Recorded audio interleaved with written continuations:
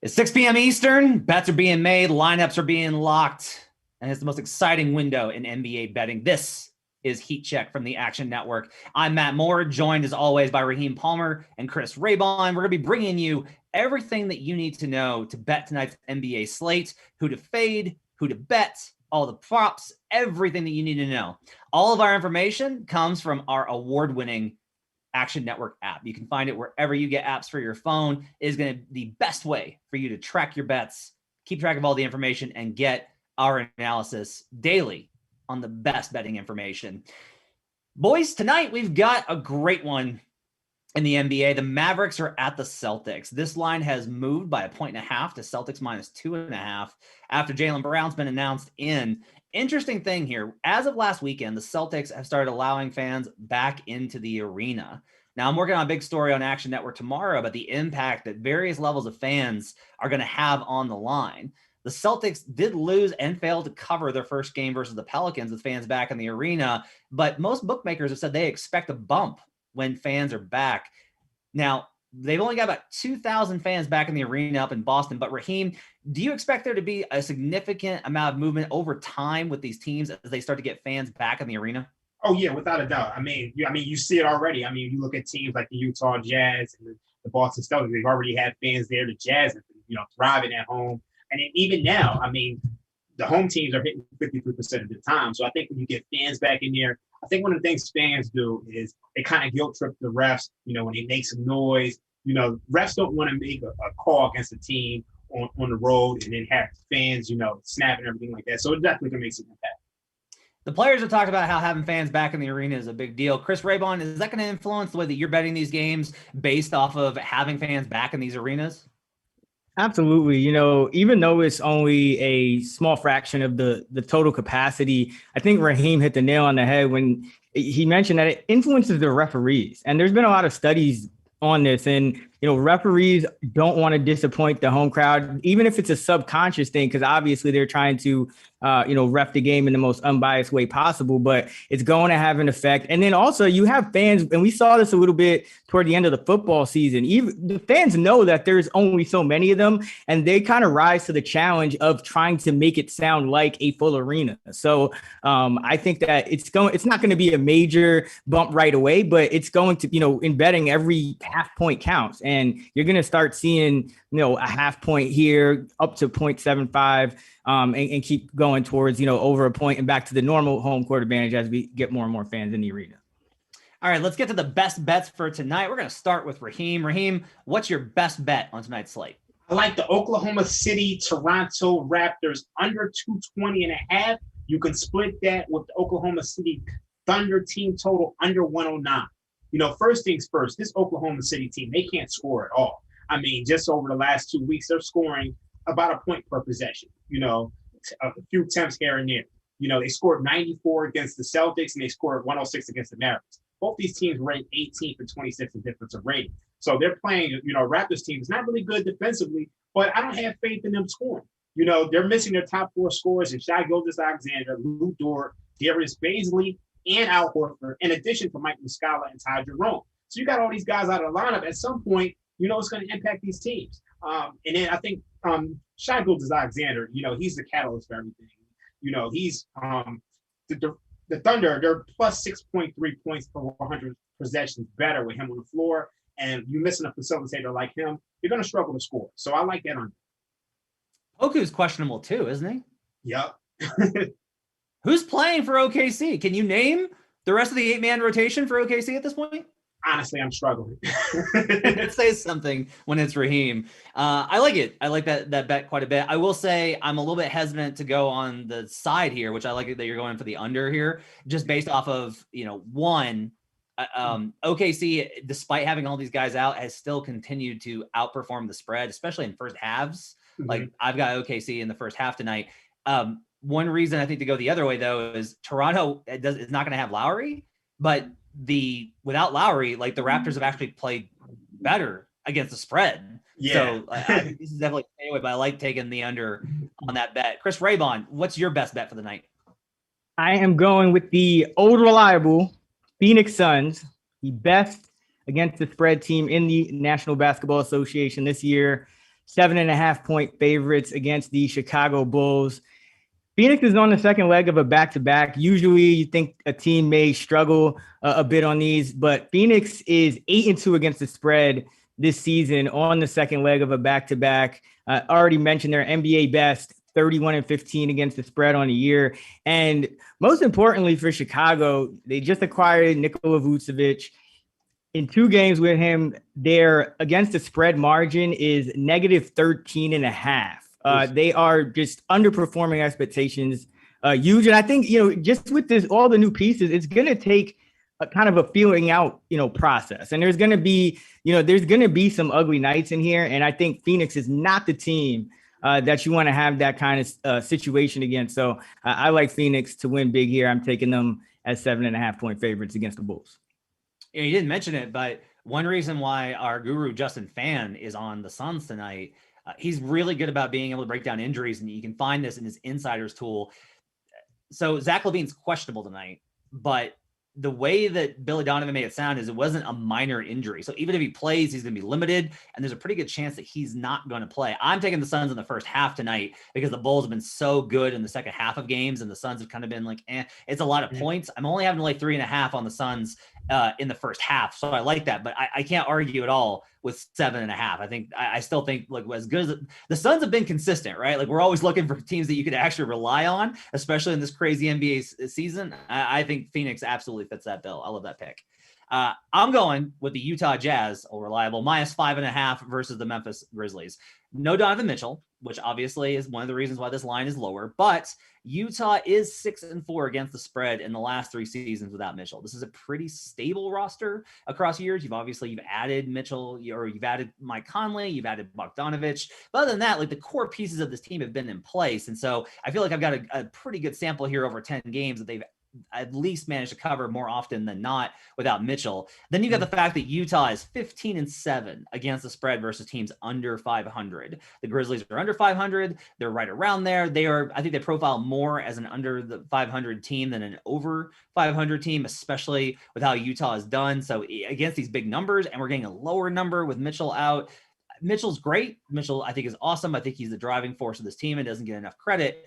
But most of what Utah does is able to be replicated by the rest of their system. They got Rudy Gobert. They've got Conley. They got ball handlers and shooters. I feel good about that. Finally, Memphis is minus 4.2 in spread differential versus teams that are top 10 in offense and defense. That's 19th in the league. So when they face not just teams that are good defensively or offensively, but both, they tend to really struggle. And Utah has absolutely been that this season. So I'm taking Utah minus 5.5 on the road at the Grizzlies. I actually love that. I think one of the things that people you might have noticed this year is that actually fading the star player line move has actually worked out more than people realize. Like the other night, the Clippers won with Paul George out. They had Beverly out. So I think it's a good move. I make the line actually 8.5. So at 5.5, I don't think Donovan Mitchell is worth 3.5 points in this game. Yeah, at least not to Utah, because they're kind of built to win without a star player should they have to. They got a lot of different players that can handle the ball and create offense. So yeah, I like it too. I'm glad we all like our bets. There's no way that this goes badly. All right, let's go ahead and let's go to the wheel. We're gonna spin the wheel, and then wherever it lands, you have to give me a prop, over or under. Raheem Palmer, are you ready? I'm born ready. All right, Let's producer go. Christina, let's spin the wheel for Raheem. I'm hoping it lands on the right one that I want. Ooh. All right, Michael I like Beasley, that. 17.5 points. Over like or that. under? I'm gonna go under. When you look at Malik Beasley, since he returned from his 12-game suspension, he's just averaged 11 points or 24% shooting.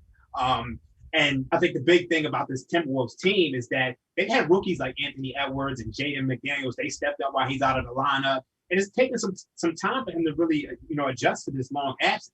And then the Knicks, they're third in defensive rating. They're holding teams to just 108 points per 100 possessions, and then they also play the slowest pace in the league, which means less possessions. They're playing 96 possessions, and then also these two teams have played before. In the first meeting, Beasley kind of struggled with the physicality. He took 6 shots. He was 2 of 6, scored 6 points in 38 minutes of action. Also, against against teams that are top 10 in effective field goal percentage. We've seen Beasley scoring average drop by 3 points. So, I mean, his total is like flew under the total in 7 of 11 games against top 10 teams in effective field goal percentage. So I like this to go under 17 and a half points. I think, Minnesota's not going to really get to, a high offensive output. I like the under anyway. So I'm taking his under. I like it. You're big on the unders this year. You're fading everyone. I like it. No one's good. That's the Raheem Palmer take, is that no one's good. Chris Raybon, are you ready for the wheel? Oh yeah, let's go. All right, Christina, let's spin the wheel for Chris.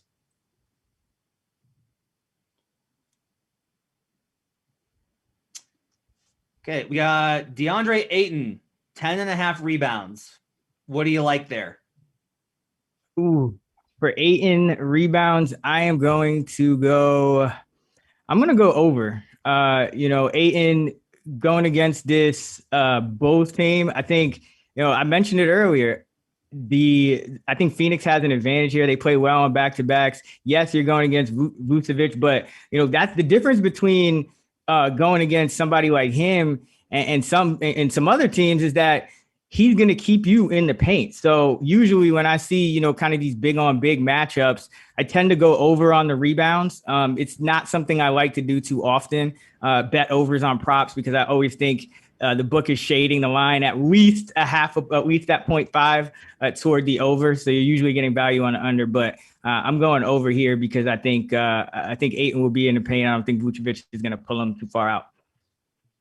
Great analysis. I'm glad that you got it, because the odds are very low that we're going to hit twice, and I did not want Ayton. This is a tough one. So great job of rolling with that one. All right, Christina, can you roll mine, please?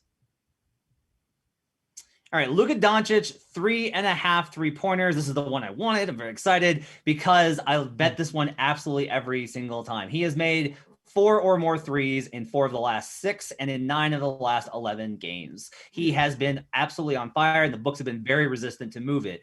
First, they didn't want to move it off at 2.5, and they kept moving it up. Last game, it was 2.5 at -150, and I was very irritated. I was like, just bump it up another one, and they did it finally. I was able to get this. I have already bet this one, by the way, over 3.5 at +130 at PointsBet. So I'm excited to get this. Doncic is just shooting a lot more threes. He's, especially in first halves, he's using it to free up the defense a little bit. If he's hitting those threes, the team has to respect it. It changes their coverage, and that allows him to pass more in second halves. But that also means that he gets out to a huge run where he's hitting, 2 to 3 in the first half, and then I'm just coasting the second half. I'm very excited to get this one. I'm going over Luka Doncic, 3.5 3-pointers at +130. You've been hitting this prop for so long. I'm convinced you're going to be able to send your kids to college with this prop, because we've seen it go from 2.5 a couple of weeks ago to now it's just 3.5 every night. So I'm not mad at it. I love it. I think we need to randomize the wheel a little bit more. I'm mad Matt keeps getting the exact one he wants every single time. I know. I've left out twice in a row on that. Next week I'm going to get like DeAndre Ayton rebounds, I'm pretty sure. All right, in our final segment, it's an old axiom in betting. You want to fade the public, because let's be honest, you guys don't know anything. We're the experts, right? So we're going to prove it. We asked you on Twitter, who will cover tonight, the Celtics or the Mavericks? The Celtics are 2.5-point favorites, and you voted, of course, to take, I believe you take the Celtics in this one. So if we've got that one on the book, no, the Mavericks, I'm sorry, you guys took the Mavericks in this game. Now, Raheem Palmer, this line's moved from 1, where we asked it at, to 2.5. Do you like it at either point? Are you going to fade the public, or are you with them? I'm taking the Celtics. When I look at these two teams, they're pretty much equal matches of each other. The Celtics are 12th in offensive rating, Mavericks are 10th. Celtics are 18th in defensive rating, Mavericks are 26th. The perception is that the Mavericks are, much better than this team, but they're just 5-5 over the last 10. They beat OKC twice. They split with the Clippers and the Blazers, who both had injuries. I think this is a good spot for the Celtics. I think the Celtics, here's the thing, they're 8th in 3-point percentage. They're facing the Mavericks team that's 15th. The Celtics are 11th at the rim. They're facing the Mavericks team they're about 20th. They're giving up 64% at the rim. And I just like the spot from the Celtics from a perspective of, just the spot. They're on a 6-game homestand. They got the Mavericks, they got the Rockets, they got the Hornets, the Sixers, the Knicks, and the T-Wolves. They're 23-24. I think I think they could possibly win all 6 of these games, or I expect them to win 4 or 5. And climb out of the bottom dwellers of the Eastern Conference of 7th. They got a full. They got Jaylen Brown. They got Tatum in the lineup. Fournier really struggled the other day. He was 0 for 10. I think he's going to be a great weapon for Brad Stevens coming off pin downs. So I think this is a good spot for them. And I'm going to buy low on the Celtics. I think, we spoke about home field advantage earlier this year. They're 13-8 at home and just 10-16 on the road. So I'm expecting them to, pick it up at home and, pull this out. Okay. Let's ask Raybon. Raybon, are you with the public? Or are you against them? Are you going to fade the public and take the Celtics, or back the public and take the Mavericks? I'm going to fade the public in this spot. 2 reasons. Number one, Jaylen Brown. He was questionable. He's going to be in. With Brown in there, you have multiple options to throw at Luka Doncic and slow him down with that Celtics defense. And then number 2, consistency. The Celtics have been one of the better teams historically with Brad Stevens coming off a loss. They lost their last game. They're covering the spread at a 56.5% clip this year off of a loss. And the Mavericks, on the other hand, they've been really inconsistent. It's maddening. I mean, their underlying metrics are great, and yet they're, as you mentioned, like 500 over their last 10 games. And you look at them coming off a win, and they're covering just 43.5% of the time in that next game coming off a win this season. So that about sums it up for the Mavericks. I think if Jaylen Brown was out, I would probably be going the other way. I'll be going with the public, but got to fade you guys in this case. Okay. Well, I'm a man of the people, so I'm going the other direction. So I'm honestly confused by this line.